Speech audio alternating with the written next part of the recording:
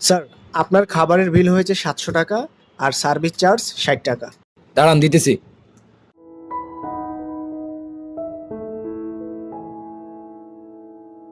Sir, আপনি তো 30 টাকা কম দিয়েছেন। কিসের 30 টাকা? স্যার, সার্ভিস চার্জের 30 টাকা।